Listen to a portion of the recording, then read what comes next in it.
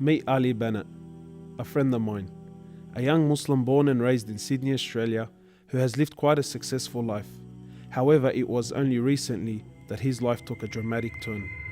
This is Ali's story. Where are you at now with your life? What's happened to you? And at this point in my life, wallah, I've been gifted, alhamdulillah, by Allah with cancer throughout my body, and I've changed my whole life to sort of helping people. Why do you call it a gift, Ali? And alhamdulillah, it's a gift because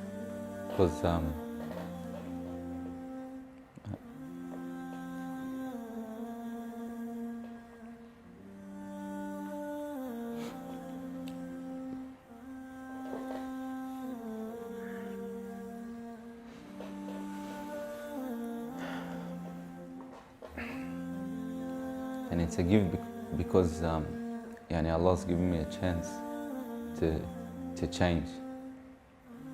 What has having cancer, what has it opened your eyes to?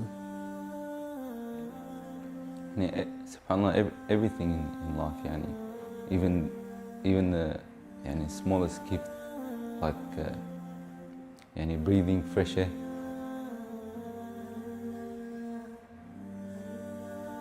Do you feel like you used to take that for granted before?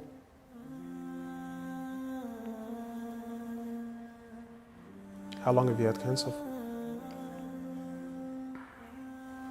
4 months now. Ali was diagnosed with stage 4 cancer and given only 7 months to live.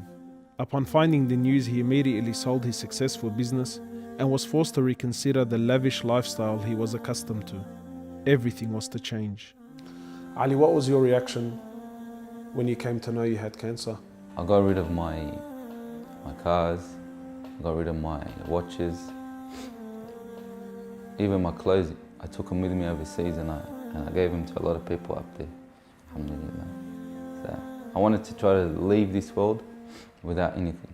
So you were on a mission to get rid of your dunya. It wasn't until Ali invited us into his room that we truly understood the luxurious lifestyle that he was living and the extent of the sacrifice that he was making. What's all this, Ali? Talk to me, explain this It's stuff. a bracelet, costs about 60,000. $60,000. Yeah. What do you have in these boxes, Ali? They're all my shoes, alhamdulillah. Louis Vuitton? All Louis Vuitton. How much is something like this worth, Ali? They're probably about 1,300, How much you pay for that, Ali? about 700 Pounds. for a pair of thongs, yeah. So what's happening with the sunglasses here, Ali? I just like collecting different sunglasses. Yeah? I've got rid of a lot of them. I gave them to a couple of brothers in Africa, alhamdulillah. So you're telling me there's a kid in Africa that's walking around with Louis Vuittons and Can I try one of these hats on? I've only mentioned them in my talks like 100 times. You can try the red one on. It's limited edition one. Barakallah. What do you reckon, else? Sheikh Gucci. Ali's interest in the dunya has left him abruptly and no longer holds a place in his heart. So Ali, what do you feel now, like when you look at this? And driving something like this doesn't really cross my mind anymore. It's not something I would want to do no more.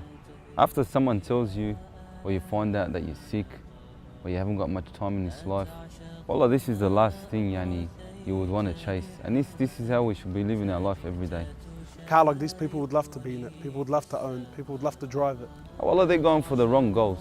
And you realize that when you get sick, when someone tells you you haven't got long to live, you realize all this stuff does not benefit us in any way. So what's the value of this in your heart now? This is worth one pair of thongs for a little African child with no thongs. Wallahi, it's worth more than me to see him smile with a pair of thongs than own one of these. Wallah al-Azim. Ali has since dedicated the remainder of his life and wealth to helping those who are far less fortunate than him.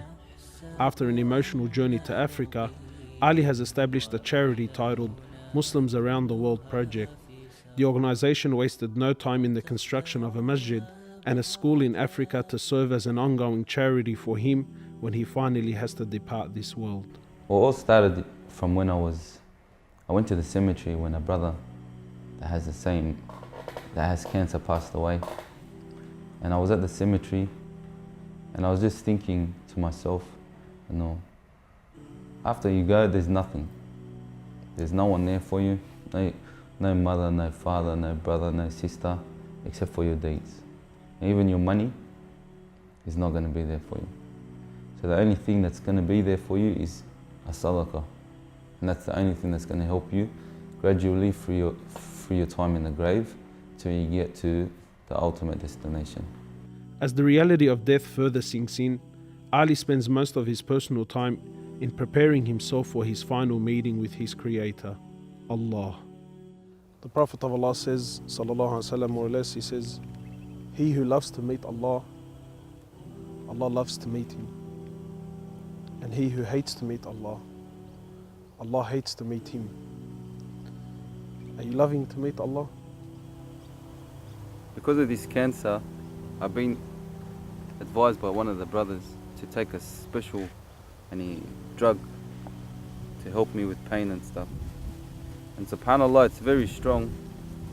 I took a bit too much and I came into a whole different world within not knowing where I was, and it was very hard for me. And subhanAllah, I actually seen things I've never seen before. And my family were there all standing around me, and I was pointing up and I was saying, Ya Allah, take me. And it was that beautiful what I was seeing. I just wanted to go. And the next day, subhanAllah, I woke up and I was upset that Allah didn't take me.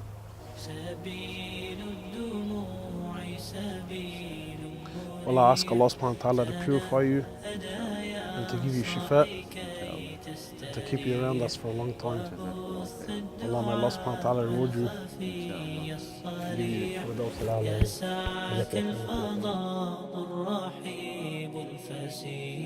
سبيل الدموع سبيل مريح تنهدى يا صاحي كي تستريح